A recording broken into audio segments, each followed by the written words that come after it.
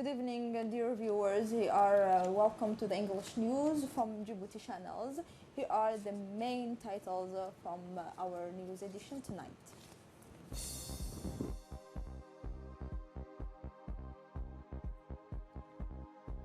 The Republic's Excellency Mr. Ismail Mergele called to vote for the Republic of Djibouti. News, North Korea will improve its military activities at the border with the south. Welcome if you join us. And now for the detail, the diplomats are returning to the United Nations headquarters on today, June 17th, after several weeks of absence due to the coronavirus pandemic. They will have to elect the 5 non-permanent members of the Security Council.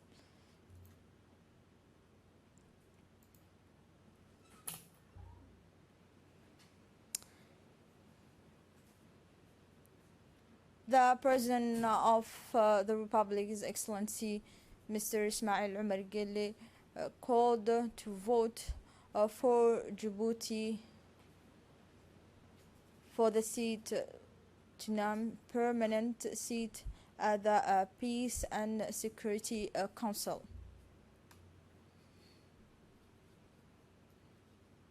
In a speech, the President of the Republic, His Excellency Mr. Ismail Mergele, made a speech yesterday, the last day of the official campaign for the elections. As a non-permanent member of the Security Council, gave a final punch to our country's candidacy for the seat. For detail, let's listen to the speech of the head of state. Alhamdulillah, distinguished representatives, Djibouti stands with you. At the outset, I would like to extend a very warm welcome to you to this virtual reception to mark the end of our campaign for a non-permanent seat at the Security Council for the period 2021-2022. This has been a long, arduous campaign, but it has also been a lively and enriching experience. We have learned so much listening to your priorities, interests, concerns, and viewpoints on many of the problems affecting our troubled world today. On June 27th, Djibouti will celebrate 43 years of independence. For those 43 years, Djibouti has promoted the values of peace and tolerance. It has successfully mediated many peace efforts in the region. It has embarked upon a major and inclusive peace initiative for Somalia as early as 2000 with the ARTA conference that culminated in the formation of a government that enabled Somalia to reoccupy its seats at the United Nations and in regional bodies.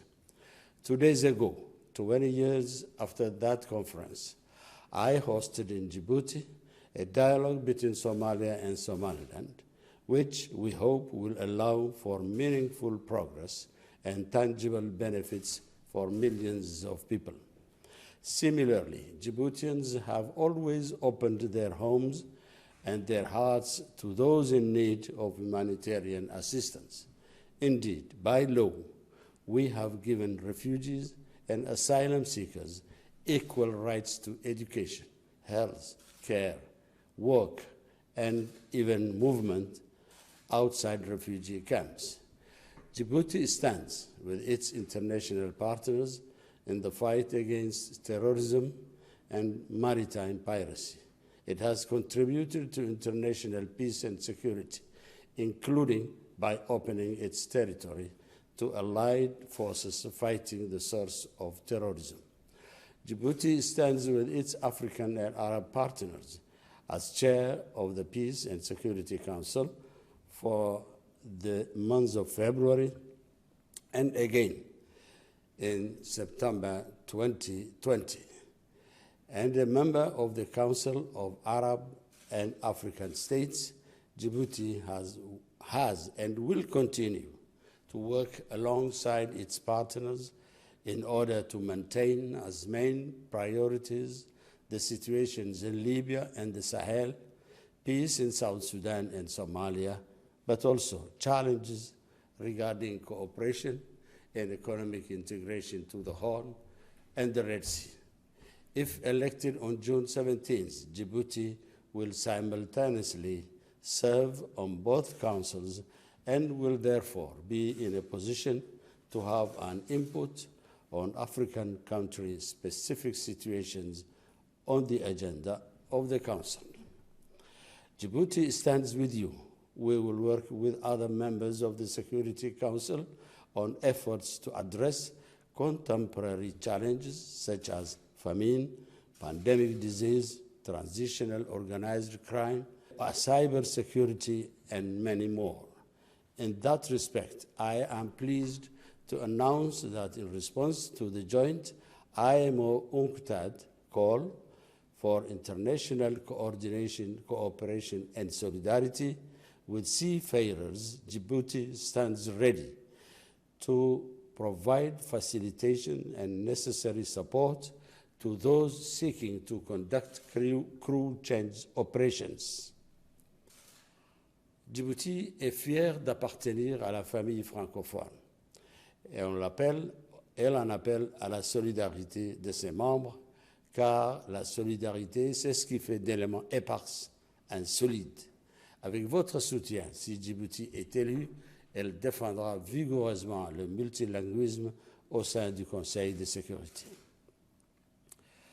أصحاب المعالي والسعادة المندوبون الموقرون، جمهورية جيبوتي تجدد دعمها وتضامنها مع حكومة اليمنية الشرعية، وكذلك نجدد دعمنا وتضامننا مع قضية الشعب الفلسطيني فيما يضمن حقه، ونجدد دعمنا وتضامننا مع مواقف وقرارات جامعة الدول العربية بالشأن الليبي. Djibouti will continue to stand with those in need. Yes, Djibouti stands with you. On June 17th, please stand with Djibouti. Wish you health, stay safe, and keep well. Assalamu alaikum wa rahmatullah. The technical committee talks between Somalia and Somaliland continue the third consecutive day at the Camp Ski Hotel. The Minister of Foreign Affairs and International Cooperation, Mr. Mahmoud Ali Yusuf, who is the moderators of the meeting, and many others who take part at the meeting, such as the international partner, who following the progress of the work between the two delegations, which continued this morning. Delegations from both sides discussed the details of the outstanding technical files in order to finalize the work of the technical committee between Somalia and Somaliland. Now we move to the press briefing on the situation of COVID-19 in Djibouti. La situation de Covid-19 à Djibouti ce mercredi 17 juin indique les résultats suivants. The Secretary General of the Ministry of Health, Dr. Saleh Boneta Turab, gave a daily press briefing on Wednesday, June 17, on the profile of the COVID-19 epidemic situation, and it is as follows. 741 tests were performed, of which only 38 positive cases of COVID-19 was found. 141 cases were cured and 0 new deaths. The overall balance sheet is as follows. 42,914 tests were performed, of which 4,539 cases positive for COVID-19 and 3,324 cases cured. 43 deaths in total. Continue to call 1517 and remain vigilant. Protect yourself and others.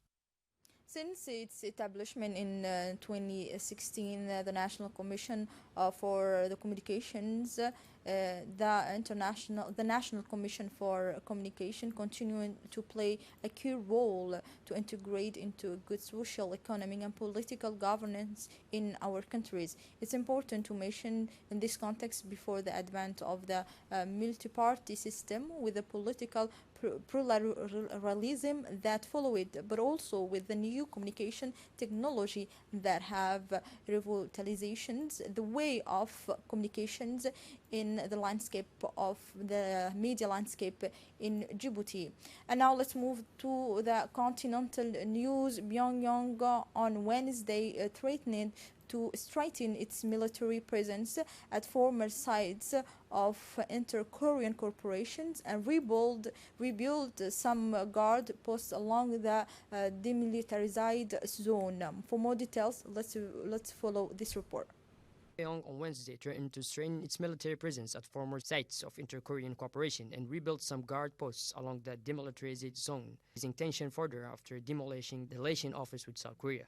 North Korea also said it rejected a proposal it allegedly received from South Korean President Moon Jae-in to send an envoy for talks. Kim Yo-jung, the powerful sister of North Korean leader Kim Jong-un, saw it as a sinister and tacticalist proposal, according to the North Korean agency KCNA. The North Korean army, for its part, said that it would resume military maneuvers in the border area and was preparing to send tracts to the south. Here we arrive at the end of this news edition. Thank you for watching us. Goodbye.